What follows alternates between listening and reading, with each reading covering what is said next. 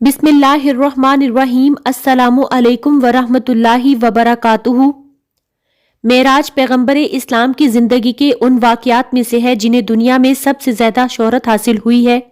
عام روایت کے مطابق یہ واقعہ ہجرت سے 1 سال پہلے 27 رجب کی شام کو پیش آیا۔ اس کا ذکر قرآن میں بھی ہے اور حدیث میں بھی۔ قرآن یہ بتاتا ہے کہ معراج کس غرض کے لیے ہوئی تھی اور خدا نے اپنے رسول کو بلا کر کیا ہدایات دی تھی۔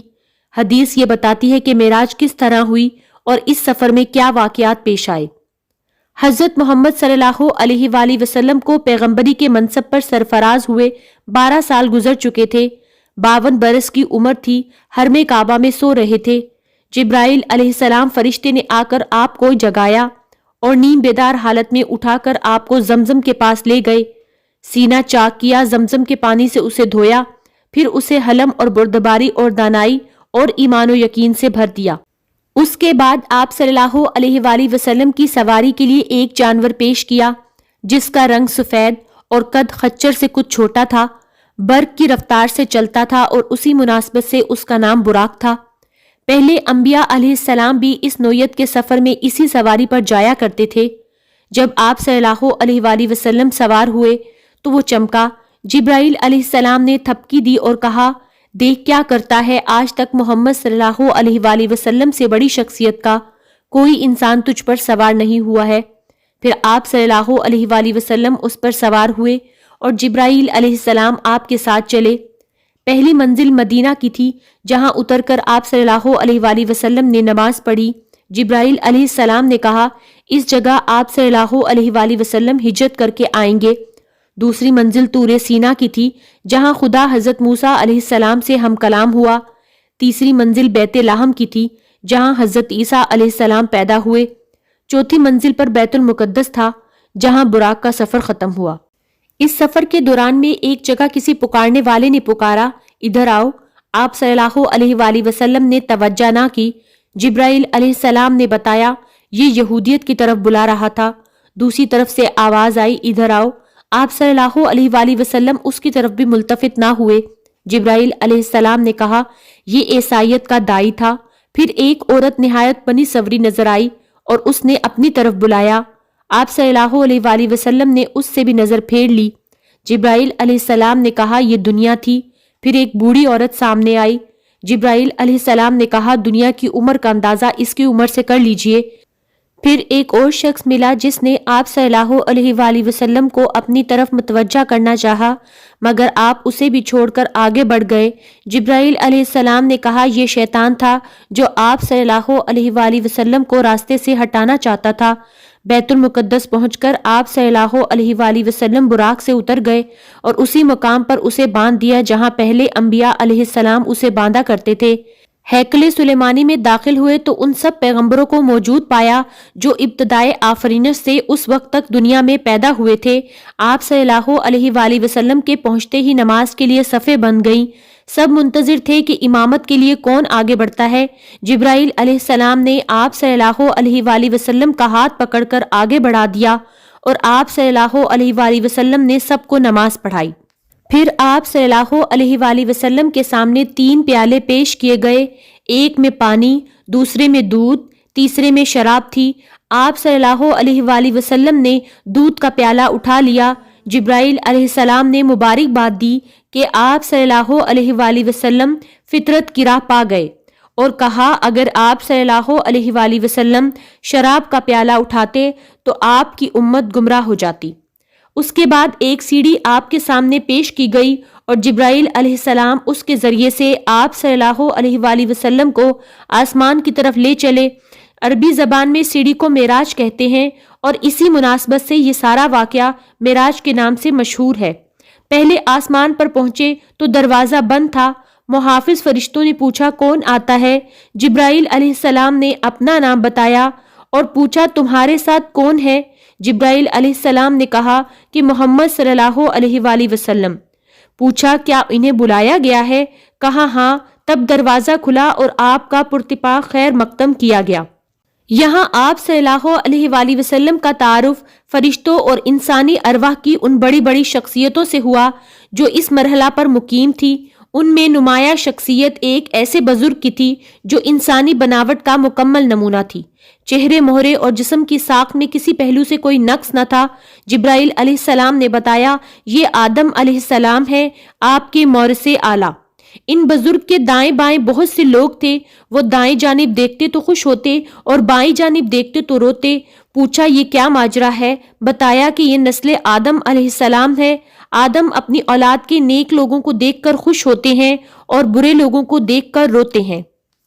پھر آپ صلی اللہ علیہ وآلہ وسلم کو تفصیلی مشاہدہ کا موقع دیا گیا۔ ایک جگہ آپ نے دیکھا کچھ لوگ کھیتی کاٹ رہے ہیں اور جتنی کاٹتے ہیں اتنی ہی زیادہ بڑھتی چلی جاتی ہے۔ پوچھا یہ کون ہے؟ کہا گیا یہ خدا کی راہ میں جہاد کرنے والے ہیں۔ پھر دیکھا کچھ لوگ ہیں جن کے سر پتھروں سے کچلے جا رہے ہیں۔ پوچھا یہ کون ہے؟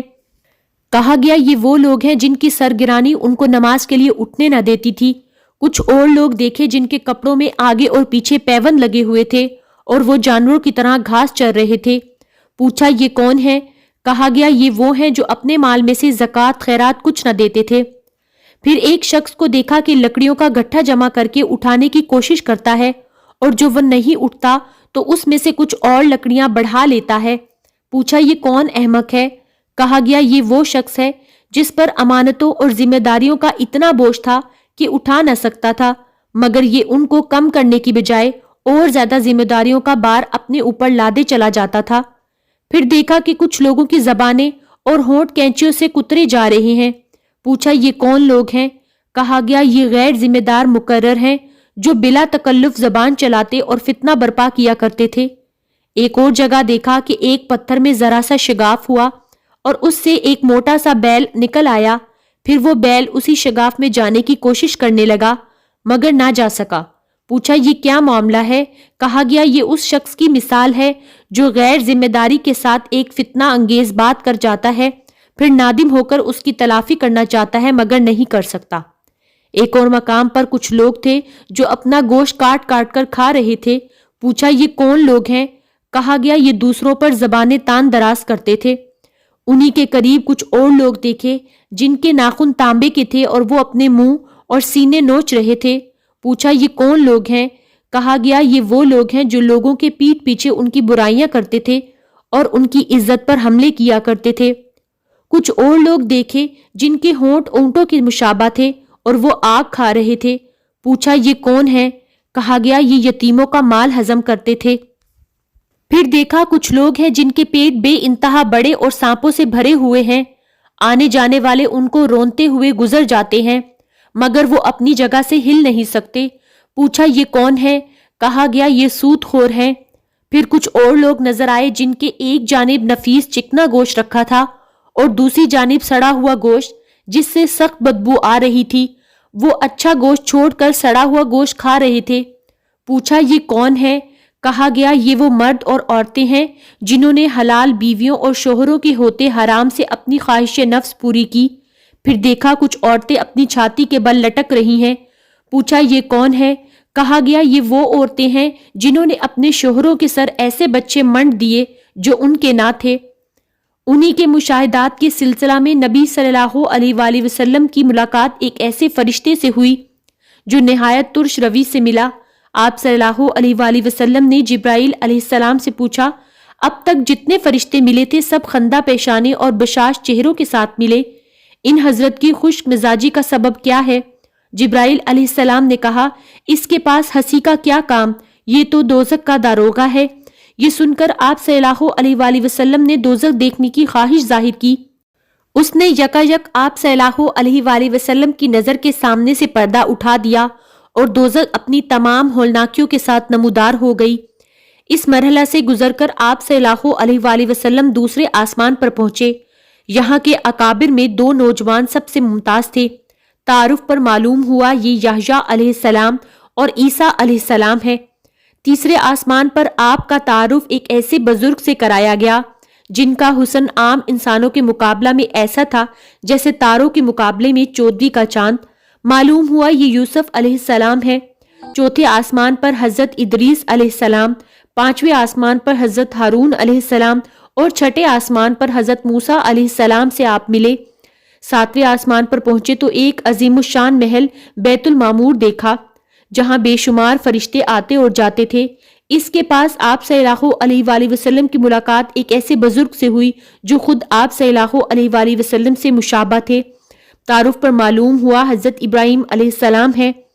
پھر مزید ارتقا شروع ہوا یہاں تک کہ آپ صلی اللہ علیہ وآلہ وسلم سدرۃ المنتہا پر پہنچ گئے جو پیش گائے رب العزت اور عالم خلق کے درمیان حد فاصل کی حیثیت رکھتا ہے۔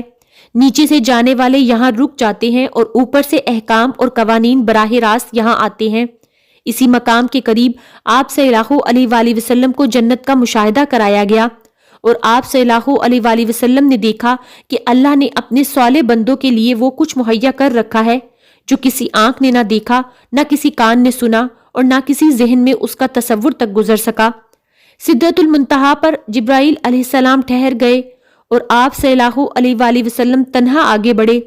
ایک بلند ہموار سطح پر پہنچے تو بارگاہ جلال سامنے تھی۔ ہم کلامی کا شرف بخشا گیا۔ جو باتیں ارشاد ہوئی ان میں سے چند یہ تھیں: ہر روز 50 نمازیں فرض کی گئیں، سورہ بقرہ کی آخری 2 آیتیں تعلیم فرمائی گئیں، شرک کے سوا دوسرے سب گناہوں کی بخشش کا امکان ظاہر کیا گیا۔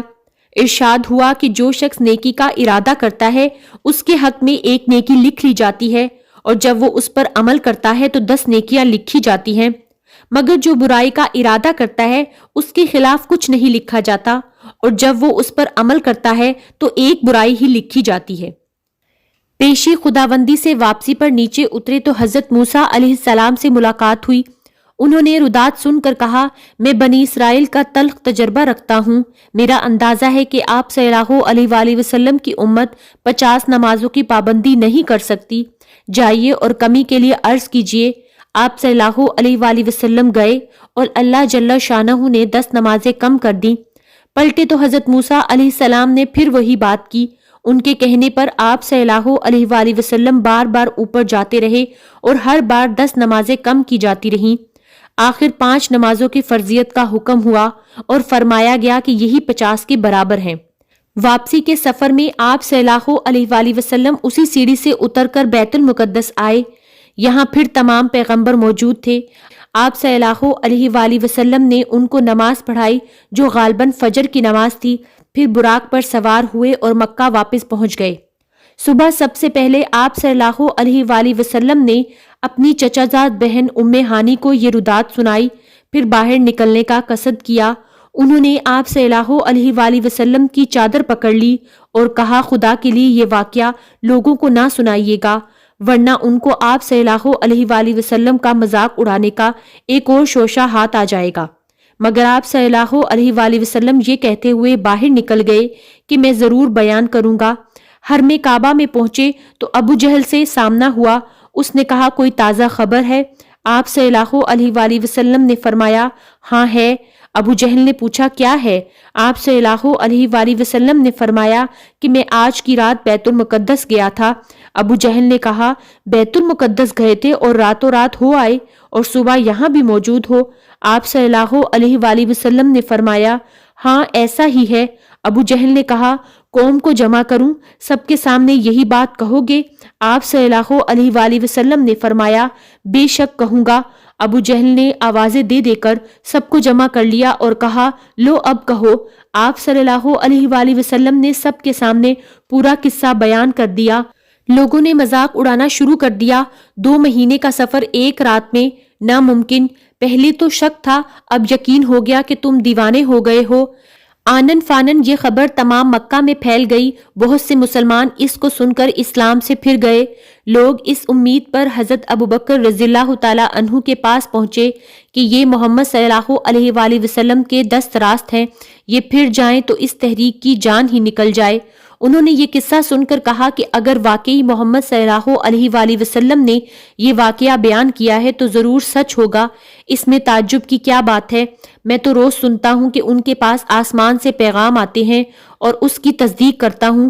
پھر حضرت ابوبکر رضی اللہ تعالیٰ عنہ حرم کعبہ میں آئے۔ رسول اللہ صلی اللہ علیہ وآلہ وسلم موجود تھے اور ہنسی اڑانے والا مجمع بھی۔ پوچھا، کیا واقعی آپ صلی اللہ علیہ وآلہ وسلم نے ایسا فرمایا ہے؟ جواب دیا کہ ہاں۔ حضرت ابو بکر رضی اللہ تعالیٰ عنہ نے کہا، بیت المقدس میرا دیکھا ہوا ہے، آپ وہاں کا نقشہ بیان کریں۔ آپ صلی اللہ علیہ وآلہ وسلم نے فوراً نقشہ بیان کرنا شروع کر دیا اور ایک ایک چیز اس طرح بیان کی گویا بیت المقدس سامنے موجود ہے اور دیکھ دیکھ کر اس کی حقیقت بتا رہی ہیں۔ حضرت ابو بکر رضی اللہ تعالیٰ عنہ کی اس تدبیر سے جھٹلانے والوں کو ایک شدید ضرب لگی۔ وہاں بکثرت ایسے آدمی موجود تھے جو تجارت کے سلسلہ میں بیت المقدس جاتے رہتے تھے۔ وہ سب دلوں میں قائل ہو گئے کہ نقشہ بالکل صحیح ہے۔ اب لوگ آپ صلی اللہ علیہ وآلہ وسلم کے بیان کا مزید ثبوت مانگنے لگے۔ فرمایا، جاتے ہوئے میں فلاں مقام پر فلاں قافلے پر سے گزرا جس کے ساتھ یہ سامان تھا۔ قافلے والوں کے اونٹ براق سے بھڑکے، ایک اونٹ فلاں وادی کی طرف بھاگ نکلا۔ میں نے قافلے والوں کو اس کا پتہ دیا۔